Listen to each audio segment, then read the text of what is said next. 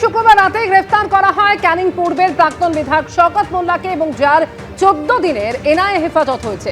ভাঙড় বিস্ফোরণ কাণ্ডের মূল ষড়যন্ত্রকারী হচ্ছে এই শওকত মোল্লা। গতকাল আদালতে এমনই দাবি করা হয় এনআইএর তরফে।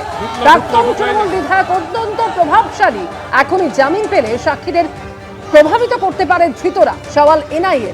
ভাঙড় বিস্ফোরণের সঙ্গে যুক্ত নন শওকত মোল্লা তদন্তে সহযোগিতা করবেন জামিনের আর্জি জানিয়ে গতকালই সওয়াল করেন শওকত মোল্লার আইনজীবী।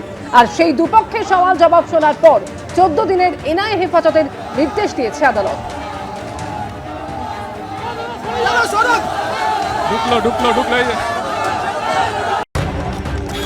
টানটান নাটক। দুদিন লুকোচুরির পর এনআইএর হাতে গ্রেপ্তার হয়েছেন ক্যানিং পূর্বের প্রাক্তন তৃণমূল বিধায়ক ও ভাঙড়ের পরাজিত প্রার্থী শওকত মোল্লা।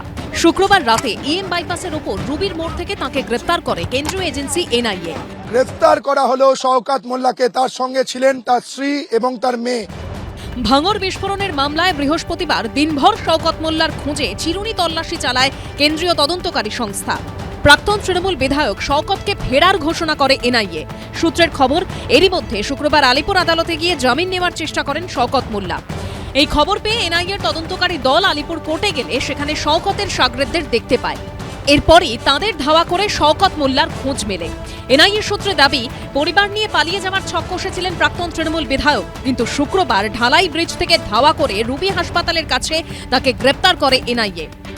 এ তো সবে শুরু হয়েছে, তো আপনি গুনতে থাকুন না, ঠক বাঁচতে গাঁও উজাড় হয়ে যাবে। 1-1.5 হাজার লোককে ইমিডিয়েট অ্যারেস্ট করা উচিত, যারা অত্যন্ত অপরাধী, অত্যাচারী, লুটেরা। মানুষের প্রচণ্ড ক্ষোভ আছে এদের বিরুদ্ধে।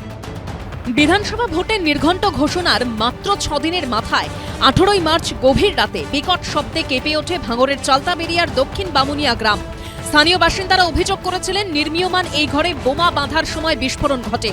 পরের দিন সকালে উত্তর 24 পরগনার হারোয়ায় রাস্তার ধার থেকে উদ্ধার হয় দেগঙ্গার গাংনিয়া এলাকার 178 নম্বর বুথের তৃণমূল সভাপতি মসিউর কাজীর ক্ষতবিক্ষত ও আংশিক ঝলসানো দেহ।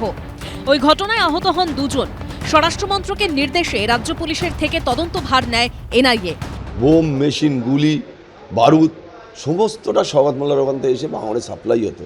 চালতাবেড়িয়া অঞ্চলে বামুনিয়াতে যে ঘটনা ঘটেছে সমস্তটা শওকত মোল্লা ভাঙড়ে এই ক্রিমিনাল যে টিমটা ভাঙড়ের মানুষের উপরে জুলুম, ভাঙড়ের মানুষের উপরে অত্যাচার একটার পর একটা করে গেছে। এনআইএ সূত্রে দাবি, বিস্ফোরণের ঘটনায় মূল ষড়যন্ত্রকারী ছিলেন শওকত মোল্লা। তিনি অন্যান্য অভিযুক্তদের বোমা তৈরির নির্দেশ দিয়েছিলেন। এনআইএ সূত্রে খবর, তদন্তে আরও জানা গিয়েছে, শওকত মোল্লা বিস্ফোরণ স্থলের তথ্য প্রমাণ নষ্ট করার জন্য অন্য অভিযুক্তদের নির্দেশ দিয়েছিলেন।